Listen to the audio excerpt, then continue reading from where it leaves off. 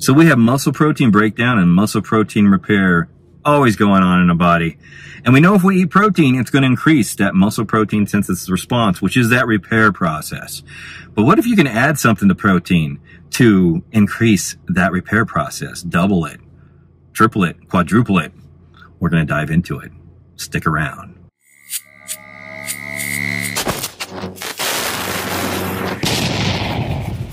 So what's happening, guys? Hope your day's going well. Today we're going to review sports research whey protein Dutch chocolate. We're going to go over the ingredients so you know what you're putting in your body, and then we'll go over my personal take on this. Some information for this bad boy, possibly information that'll help you build more muscle in the long run. We're going to talk about 3 particular ingredients in here that you should have in your diet, and 1 ingredient that you can possibly add to your protein or add to your meals that might increase muscle protein synthesis. We're going to dive right into the ingredient profile after we go over the flavor here. Dutch chocolate, just so you guys know, if you like chocolate, this Dutch chocolate was very, very good. I mean, they did a really good job on the flavoring. So enough said, jumping right into the ingredient profile. We have 1 scoop, 41 grams. Just so you know, 1 packed flat level scoop is anywhere between 40 and 43 grams. So they're right in there. And then we have servings per container, 60. This is a big old bag here. And then we have calories, 150. We have fat, 4 grams, and 3.5 grams of that fat is saturated fat. We have carbohydrates at 4 grams, and 2 of those carbs are dietary fiber. I like to see that.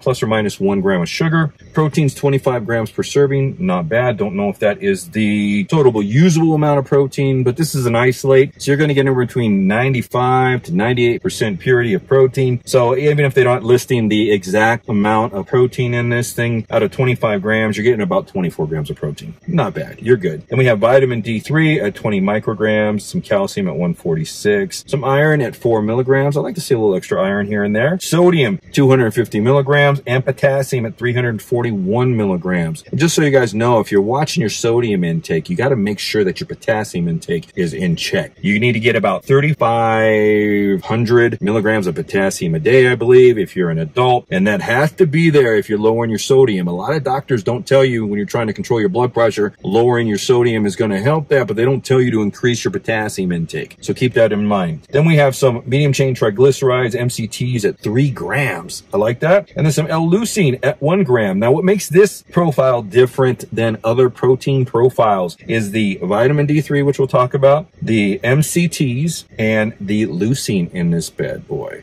So, sports research whey protein. Let's give this thing a talk about here. Let's first start with the vitamin D3. So vitamin D3 increases insulin receptor activation within muscle cells. This is going to enhance leucine's availability to activate signaling pathways to actually increase muscle protein synthesis. Combining MCTs with leucine may improve muscle function, allowing leucine to be used for muscle protein synthesis rather than for energy production. Leucine plays a lot of roles in the body, but when it comes to muscle growth, it stimulates mTOR, which is a signaling pathway for muscle protein synthesis or muscle repair, which is essential for maintaining and growing muscle in the body. So when it comes to the vitamin D3, it comes to the MCTs, and it comes to the leucine in this product, leucine is the one that actually triggers my interest. Because with vitamin D3, it's a fat-soluble vitamin. You need at least 10 to 15 grams on the low end to actually absorb the vitamin D3, and this product has only about 4 grams of fat in it. So you're probably not going to absorb all the vitamin D3, but you're going to get some of it. As far as the MCTs, it's a maybe on if they're going to help with the leucine by actually providing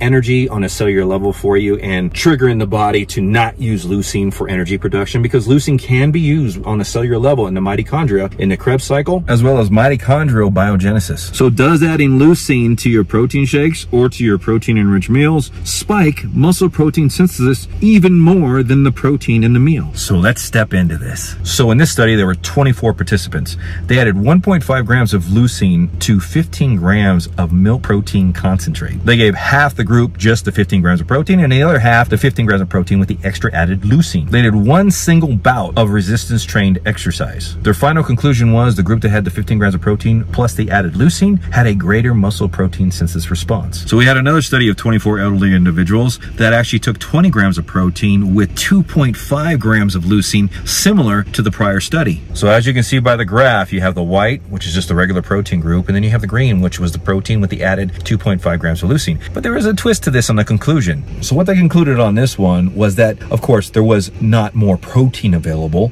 but the extra added leucine provided a trigger, telling the muscles to absorb more amino acids. Here's another study that was pretty interesting. You have protein, you have 2 times the protein, 3 times the protein, and 3 times the protein plus leucine. Now, if you really look at that graph, the length of the muscle protein synthesis response were pretty similar, but the peak, the highest peak on that graph is the extra added leucine with the 3-fold of protein intake. So far in all these studies, adding leucine to protein meals or protein shakes is doing the trick. So on that last study, they came up with this conclusion. Leucine supplementation drastically increased plasma leucine levels. And the reason why they're saying that is that particular study wasn't done with protein shakes. That was done with regular food. Now, regular food is going to digest a lot slower, which means that leucine is not going to be increased in the blood readily. So adding fast-acting leucine, like a leucine supplement, to a regular meal and spiking plasma leucine levels is going to spike muscle protein synthesis by quite a freaking bit. So a final tidbit of information from that study, they concluded a fast-acting whey protein isolate concentrate, something in a powdered form with leucine in it, is going to spike plasma leucine levels rapidly. But the prolonged muscle protein synthesis response is not going to be there without regular food. So regular food is going to be more of a prolonged, longer muscle protein synthesis hit, and a whey protein isolate or concentrate is going to be a peak, and then it's going to drop off before a regular meal. So make sure you're mixing things up during the day. So final conclusions. So my final thoughts